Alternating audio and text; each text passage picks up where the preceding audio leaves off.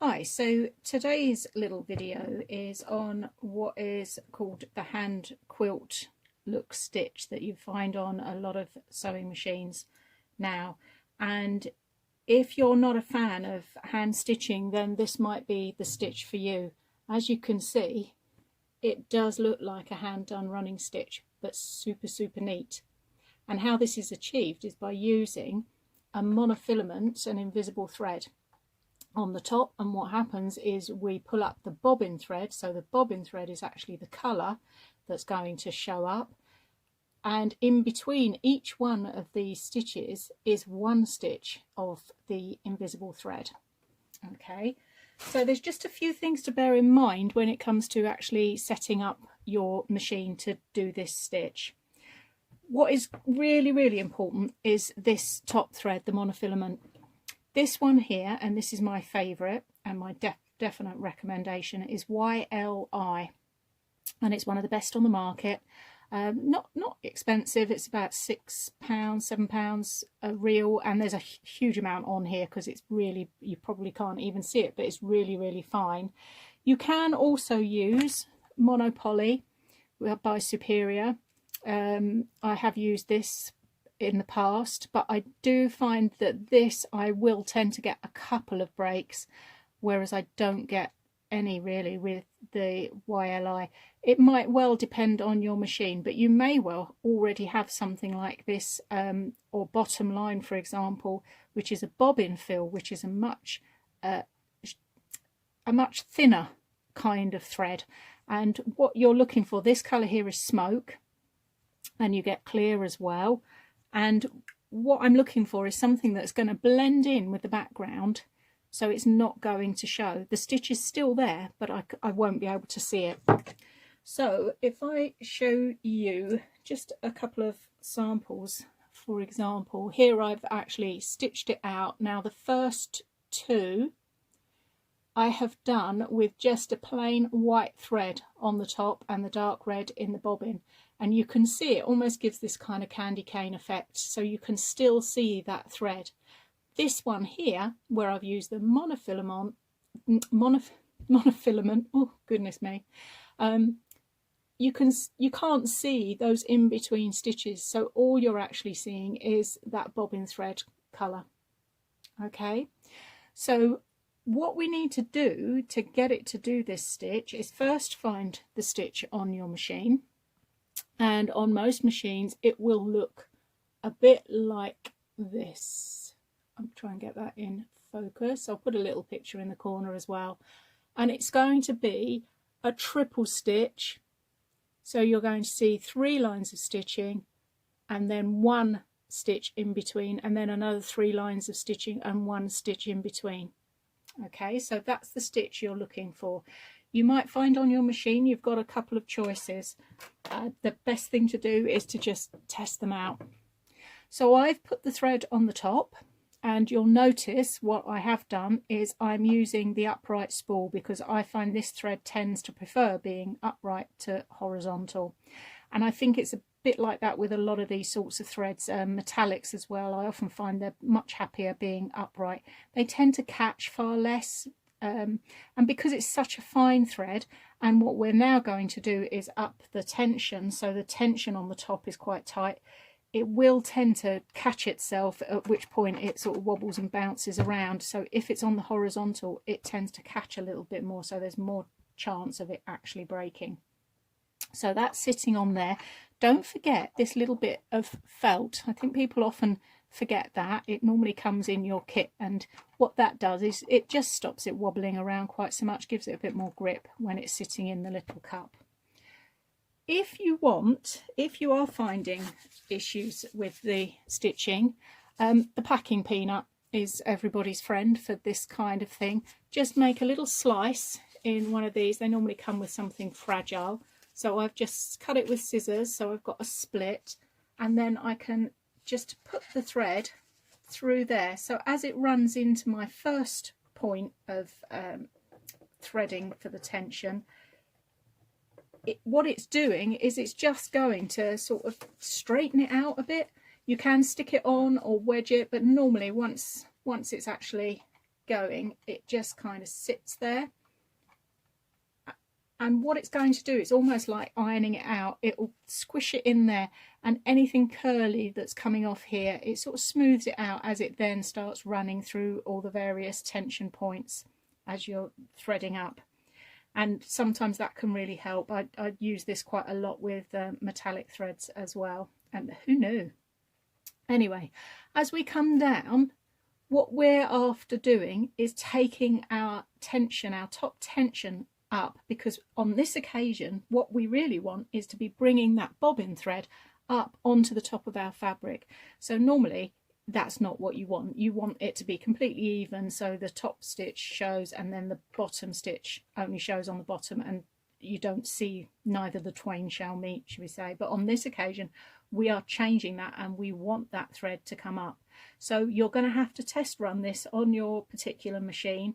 On this model, for example, I've gone up from 4, which is my default setting normally for tension, and I've taken it up to 7. On some machines you may find that you need to go up as high as 9. Okay, but just test it out, and it will also depend on what you're actually stitching, the thickness of the fabric, etc. So it's well worth just having a little play, doing a couple of experiments to see what actually works on your machine. Now the stitch on this machine is number 96, so I'm going to go to that stitch, and I've got settings now come up on my machine, and it's advising me on stitch length to do 2.5. Now I'm just going to run it so that you actually see what that looks like. I'm taking the speed up, but this is another one of these processes. Keep your speed at a medium level, don't rush it, because when machines are trying to stitch out these kinds of things or using these kinds of threads, don't rush it, because you're just putting extra pressure on it. And you can see this is just sitting there, it's just running through the little chip quite happily there. Okay, but did you see it jump then? This is what I mean about occasionally it will do that. It jumped there because I used the scissors, but sometimes it will do that, and that is where this comes in quite useful, and that is also where the strength of the thread on the top really helps, because a lot of threads at that point would have snapped. Okay, so this is the default setting on my machine, which is rather nice. Okay, and that's working, but I can take it up longer, and generally if I'm doing hand quilting or something that wants to look like hand quilting, I would have a longer stitch than that. And top stitching, I tend to stitch out on a longer stitch always anyway, so I'm taking it up, and it's going to beep at me. 4 is the highest my machine's going to let me go. So let's have a little look and see what that looks like.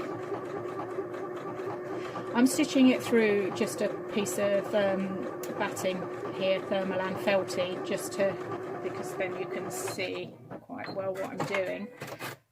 Bear in mind it is a sort of quilting stitch, so if you want to do it on quilting, then make your sandwich as it's going to be. There's no point in experimenting with these stitches on just one layer of fabric that's completely different to what you're then going to go and work on. So look, that's the longer stitch. Okay, so going to depend on the look that you want and how you want it to the finished look, but on the back you will not get that same hand stitched effect. Okay, so just bear that in mind. If you're expecting that, it's not going to happen, certainly not on a domestic machine. Okay, so just bear that in mind. Sometimes if I'm doing a particular project, like in a minute I'm going to start going around one of these little hearts that I've appliqued on to do sort of like little coasters or something, but I'm not going to do it through the backing fabric as well, because if I just do it here, then that on the back doesn't show. Okay, and sometimes it's just worth thinking about how you're planning to do your project if you want that showing. If you're not bothered about it showing on the back, then just carry on, but often I will do it through just the top layer and the wadding. I won't bother about then going through all 3 layers. I might then just machine quilt with a regular stitch in the ditch or something like that to hold the backing onto the wadding. But there is enough stitching there that's going to hold everything together. Okay, your wadding's not just going to end up in a pile at the bottom. So one thing to bear in mind, once you've got your settings done and you're happy with your stitching, is then how you're going to use it. So on here, like I say, I've got a little applique heart going on and I've just stitched all the way round. I have used the longer stitch length here, but very often when you're doing something curvy, I will normally say to you, take your stitch length down, in which case the actual setting that the machine gives you is probably going to make that process a little bit easier. Because what you'll find, and I'm going to slow it right down here so that we can start watching what it's doing, it's actually stitching 6 stitches, okay, and the 6th stitch is the one where it moves. So it's just moved, so it's 1, 2, 3, 4, and then it's going forward. So on stitch 6, so watch what it's doing. Hang on, I'm gonna 1, 2, 3, 4, 5, 6. It's that walk forward on 6. And what that means is that you can then judge when you need to move your fabric. Okay, because if you're going to try doing something like this where it's curvy, I want to be making sure that I move it on that 6th stitch, which is the invisible stitch, so that my next stitch is going to sit in the right place. That may not make sense, but I think once you actually start practicing with this, you'll see exactly what I mean. And it's just a case of getting used to how the stitch plays out. So if I do it actually on here, so I'm going to start on the straight edge here, and I'm just going to go back to my normal 2.5 because, as I say, it's a lot smaller and it's going to go around better. So I'm going to start stitching, and I'm going quite slowly because then I can keep an eye that I'm going up the side of that heart, and then I'll notice when I need to start curving it round. So I've got about 2 more stitches to go, and then I'm gonna need to lift and turn. 4, 5, 6, and then I'm just going to turn it and start that stitch again. And I just missed it there. I'm not on the foot pedal actually because it's too difficult because of where the camera's sitting, but you might find the foot pedal you've got a bit more control. So again, 2, 3, 4, 5, 6, there we go. So stop dead on the 6, so that the next stitch, if I just do 1 stitch, is that single stitch, and then I can move it again and start. When you get into a really curvy bit, you might even find when you first start and you're trying to get used to it, that you're 2, 3, 4, 5, that you might find it's a lot easier to just do this 1 stitch at a time, so that you can really judge exactly where you're going. Okay, certainly coming down into this bit here, I've picked a deliberately quite difficult one here to do, and I should really have done it. This one here, for example, look, it's lots of nice straight lines, so much easier. But I just wanted to show you how to actually use it, because you are going to want to do this sort of shape, I would imagine. You know, you're not just going to want to do straight all the time, there's no point. And as I say, it is definitely just something that practice, and something like this, you know, I always think hearts are quite a good thing to practice because it does give you lots of ins and outs. But I'm trying to talk at the same time as counting, so a couple of times I've missed this. It's quite mesmerising when you do it, because you'll find yourself counting, so you may find yourself nodding off to sleep. But if you think you've lost count, then just start doing it 1 stitch at a time. So I know that that next stitch is going to come up. I've just done my single stitch, So look, I can turn it there, and then my next stitch is the single stitch, and then I can start going again as I go up. I'm going to stop in a minute because I want to turn that round, because I want to show you here. If you can see at the very beginning here, it's not quite as defined. It takes a couple of stitches before it gets into its swing. So what I tend to do is, rather than starting right down in the corner, I start in the middle of a straight edge, and that's general for applique anyway. And what I will do is continue round, because when I come back here, I can then stitch across these gaps, okay, that have been left, so that I can finish it off so it actually looks completely finished.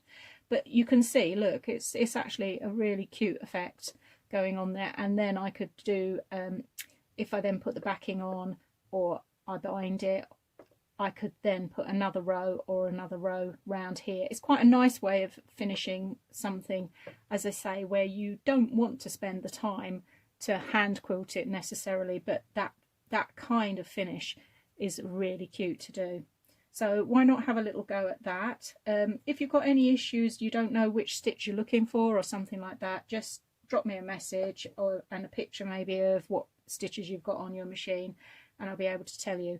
One thing to bear in mind, if you have a bigger machine, a long arm with a computerized screen, you might find that when you put it onto this stitch, it will do all the pre-settings for you, in that it will take your tension up for you, etc, etc.